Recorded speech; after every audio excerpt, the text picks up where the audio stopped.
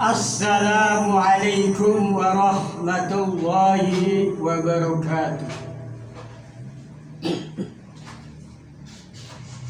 Bismillahirrahmanirrahim. Alhamdulillahi rabbil alamin. Assalatu wassalamu ala asrofil anbiya'i wal mursalin wa ala alihi wa sahbihi ajma'in. Amma ba'd. Pertama-tama marilah kita panjatkan puji syukur kehadirat Allah Subhanahu wa Ta'ala yang telah melimpahkan nikmat pada kita, terutama nikmat iman dan nikmat Islam dan juga nikmat-nikmat yang lain.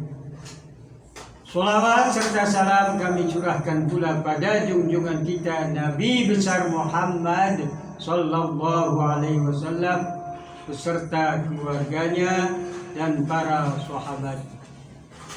Para muslimin sekalian, saya di sini Syekh Ahmad Nasir bin Kiai Hasan Mustafa bin Kiai Abdul Ghani bin Kiai Ali Wanantara. Cuma sekarang berdomisili di Buntut Pesantren Kulon. Para muslimin sekalian, saya ceramah di YouTube sudah banyak, di TikTok sudah banyak, lebih dari 30. Di YouTube juga, di TikTok juga lebih dari 40. Ya, tapi ini bagaimana? Ya bagaimana tidak bagaimana? Karena kewajiban kita punya ilmu ya harus menyampaikan lewat YouTube, lewat TikTok. Tapi ya, karena sebenarnya sih orang yang taunya dari kejauhan disangkanya mendapat uang, karena sudah banyak jadi mendapat uang. Itu cuma hanya sekedar ada beritanya saja, kenyataannya tidak ada. Ya saya juga tidak ada, dan saya pakai modal, yaitu pakai kuota, pakai sinyal beli. Tapi ya tidak ada, belum ada yang membantu. Maka dari itu barangkali sekarang ada yang mau membantu, insya Allah tidak akan saya tolak, saya terima untuk beli kuota.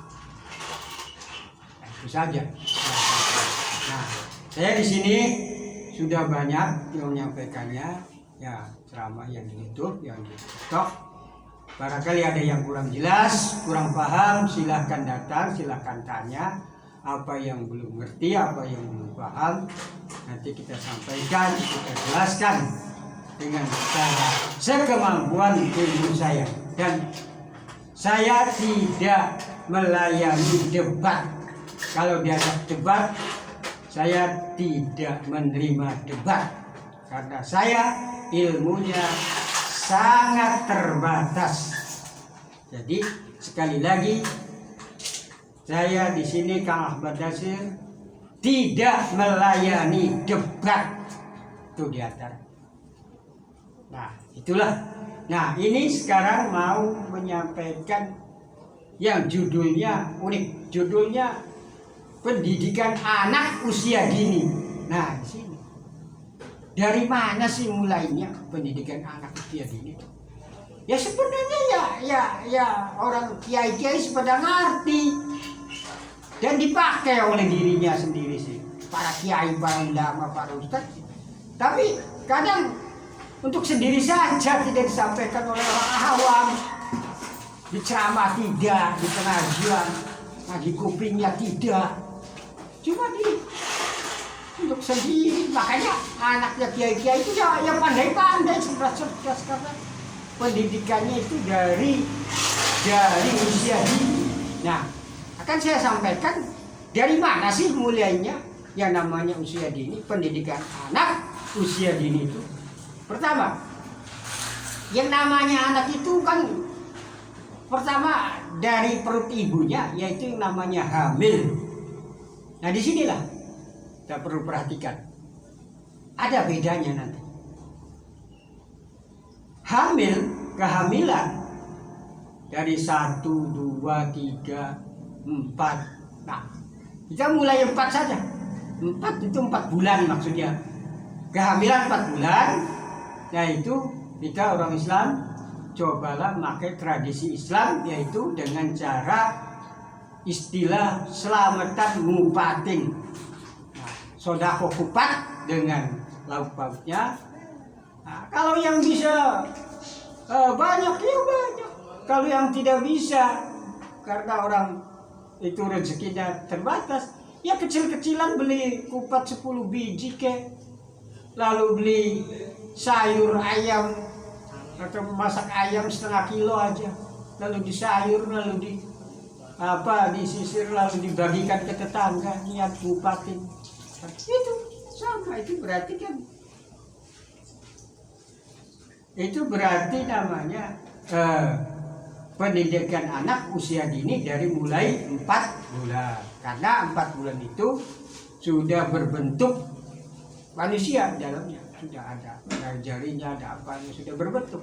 Terus sekalian dikasih roh. Makanya ada selamatan ngupatin. Nah itu kan. Kelima kendang juga ada, yang namanya punar. Itu yang dibikin dari ketan, kuning-kuning, kasih kelapa. Nggak usah banyak, bikin setengah kilo ketan aja atau sekilo, lalu dibikin, lalu dibagikan ke tetangga, niat untuk selamatin anak yang di dalam kandung.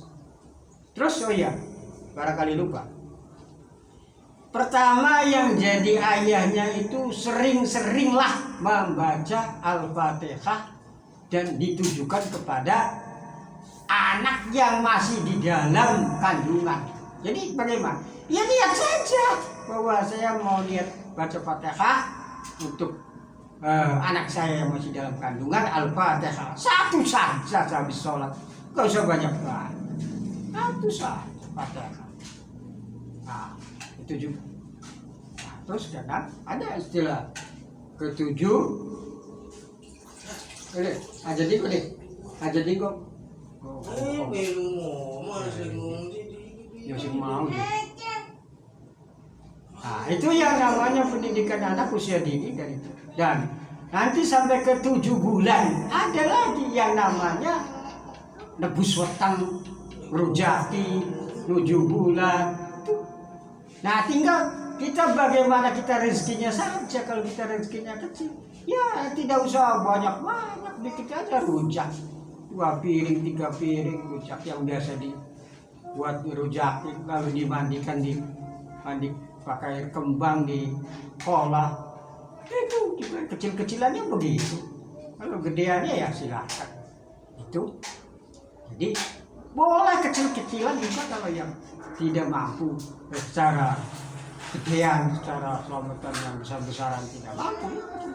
Terus ke 8 bulan ada lagi yang namanya lolosin. Itu bikin bubur lolos, yaitu sama glepung yang dibikin bubur yang warna putih dan warna merah, dibungkus dengan daun pisang, sepiring.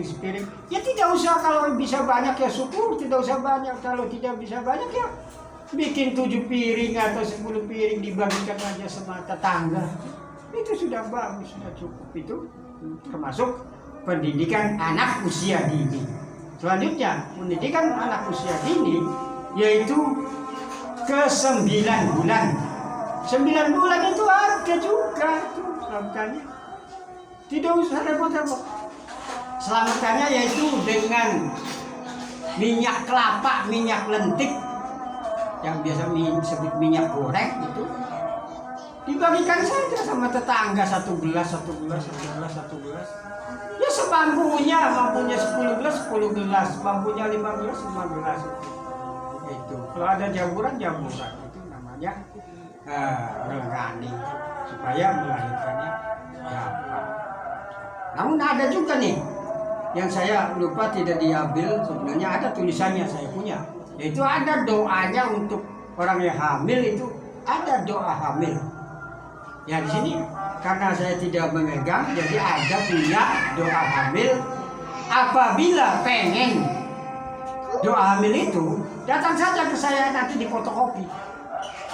Jadi fotokopi, minta berapa saja silahkan fotokopi perbanyak, silahkan untuk siapa saja, untuk orang mana saja silahkan difotokopi diperbanyak, lalu dibaca sehabis sholat 3 kali, ya lamanya paling ya selamanya baca ayat kursi segitu. Maka kalau Al-Quran ya paling ya kalau Fatihah ukuran Fatihah 3 kali paling segitu lah, cuma 3 kali itu diantaranya untuk orang yang hamil itu. Nah untuk suaminya bagaimana? Ada sampai tadi Fatihah ya, selain Fatihah ada. Kalau suaminya itu kalau istrinya itu sudah perutnya besar, sudah hamil besar, itu kalau mau tidur itu diusap-usap perutnya dengan membaca Alam Nasroh. Itu surat Alam Nasroh. Ya sekali, 2 kali, 3 kali membaca Alam Nasroh. Supaya kelihatan. Itu usia dini dalam kandungan. Selanjutnya usia dini baru melahirkan.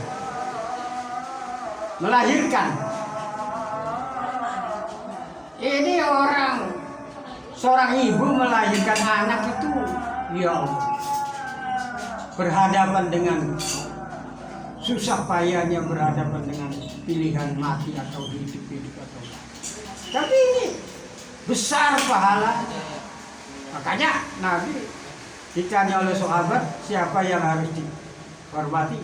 Ibumu. 4 kalinya baru bapak atau ayah. Karena ini beratnya seorang ibu, pertama mengandung, hamil. Kedua melahirkan. Ketiga menyusui.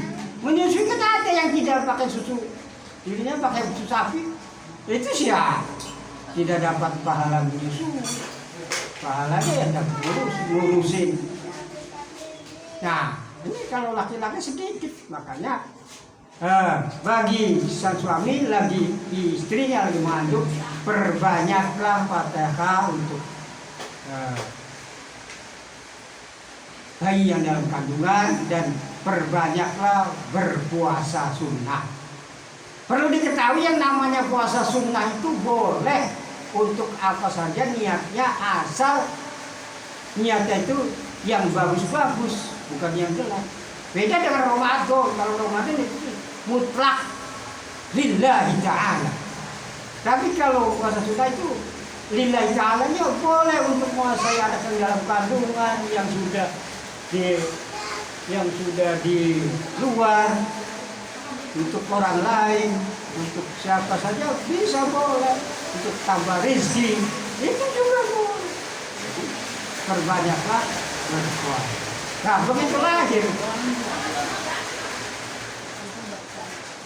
lahir pendidikan utama dan pertama yaitu lahir, yaitu diazanin.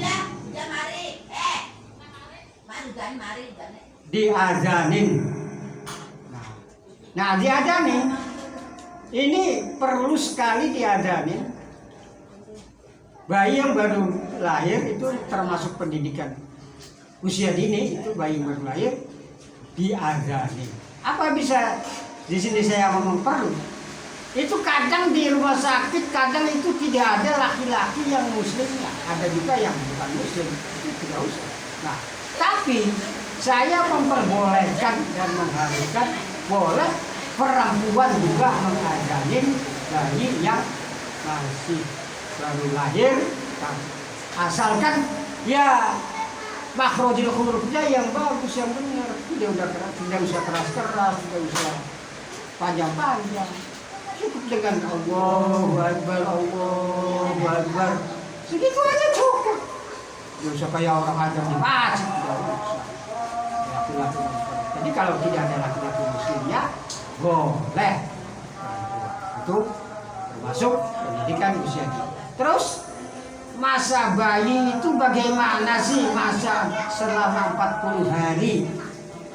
Pertama ada yang namanya akikoh atau sekarang marhabanan. dengan menyembelih kambing 2 laki-laki, perempuan 1 akikoh. Itu kalau yang mampu, kalau yang bisa. Karena harga kambing itu melonjaknya jauh sekali dari dulu sampai sekarang, itu dari zaman Nabi.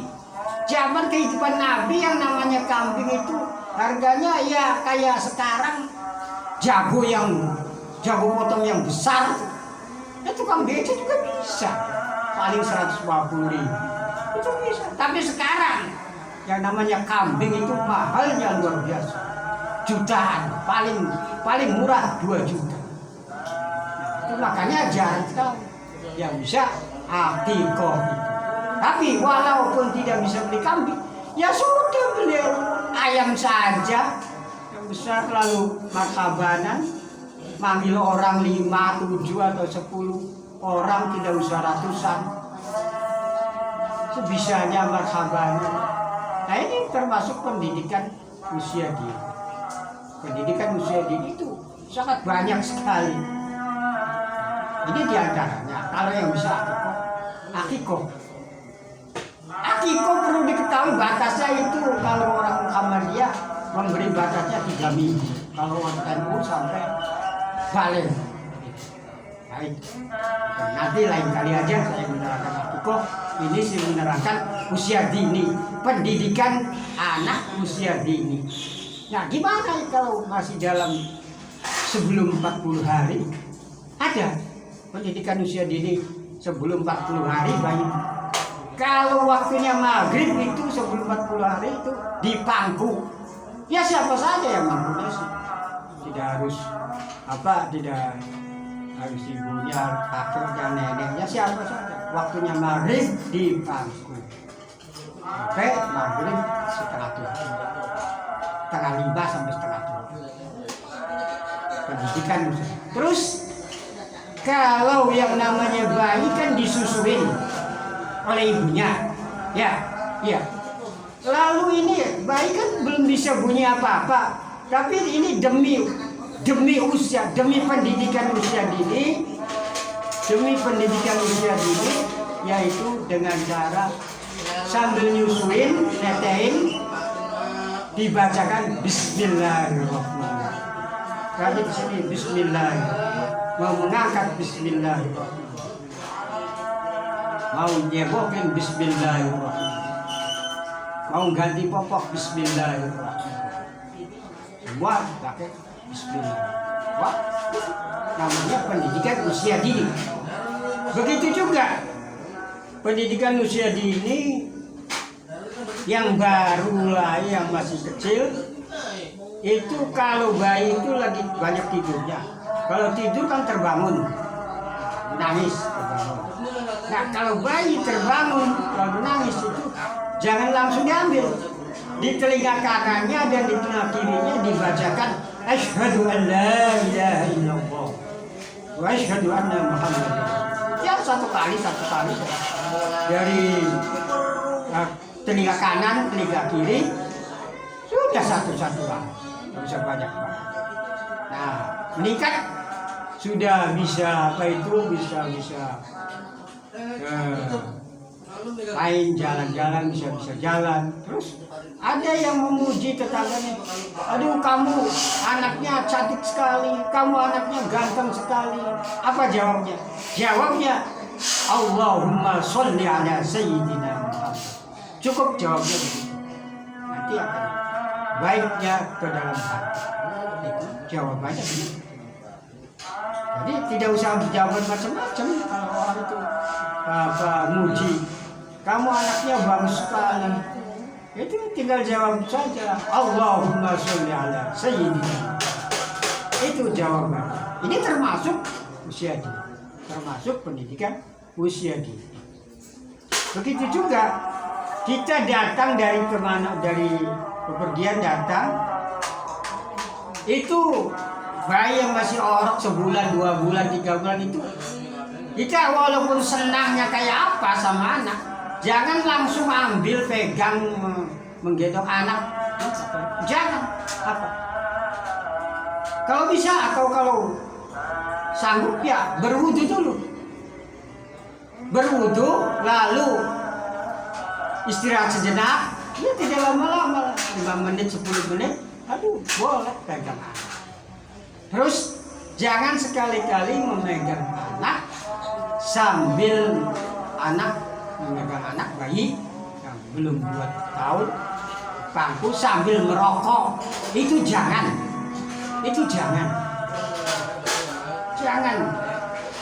memegang anak sambil merokok. Bahkan rokoknya jangan dekat-dekat. Ini saya mau merokok ini apa ya? Lagi tidak menyalakan rokok.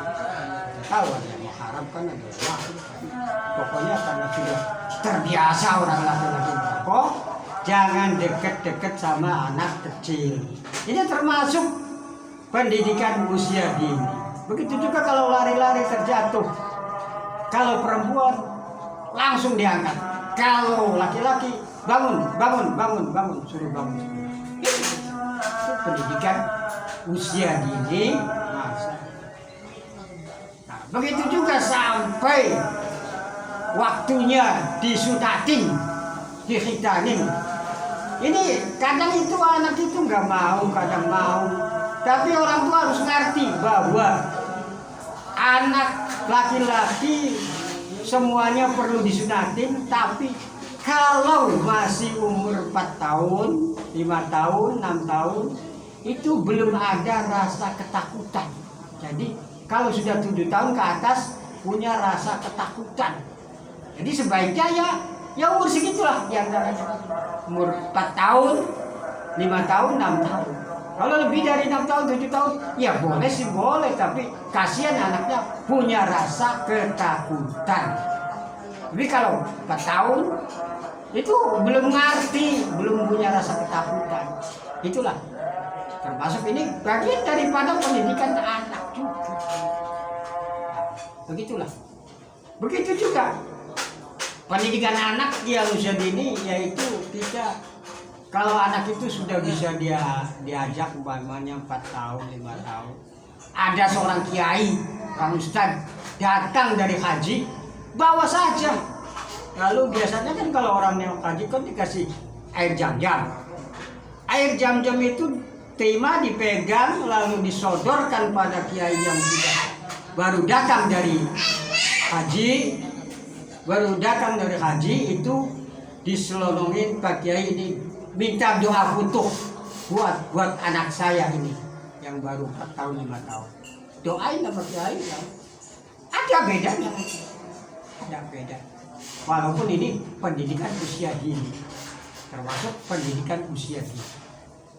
Nah, termasuk pendidikan usia dini yang terakhir itu yang bisa saya sampaikan. Sekarang banyak orang yang mampu, banyak orang yang kaya, lalu dia menyekolahkan anaknya seenaknya sendiri, yang mahal juga berani mau, yaitu di sekolah TK Kristen, di SD Kristen. Itu walaupun kita mampu, uangnya banyak, mampu, kaya, itu orang Islam itu